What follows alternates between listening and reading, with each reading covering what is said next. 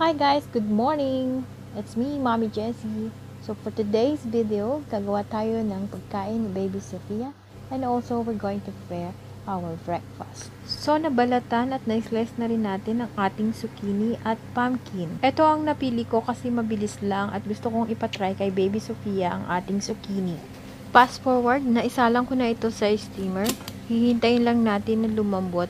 Enough para manguya ni Baby Sophia. Nasa stage si Baby Sophia ng BLW or Baby Lead Weaning. Gusto ko rin kasi na matuto na siyang kumain ng mag-isa at i-enjoy na rin ang pagiging baby niya habang nakabakasyon pa ako. At syempre, Pinoy tayo kaya rice is life.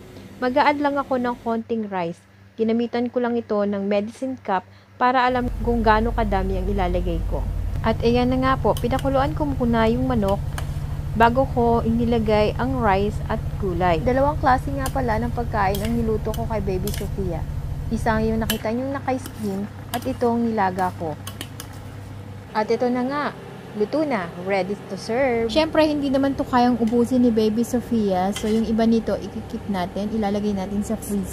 Good for 2 to 3 days. Itong isang klase naman, imamash lang natin. Syempre, yung iba nito, ikikip din natin sa freezer. Good for 2 to 3 days din to. At syempre, ito naman ang aming ulam. Ginataan ko lang yan. Nilagyan ko ng creamy. And then, that's it.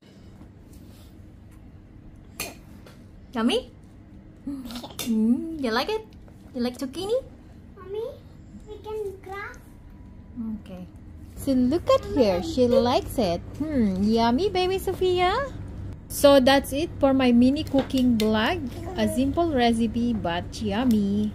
Bye! Thank you for watching. God bless us. Ciao!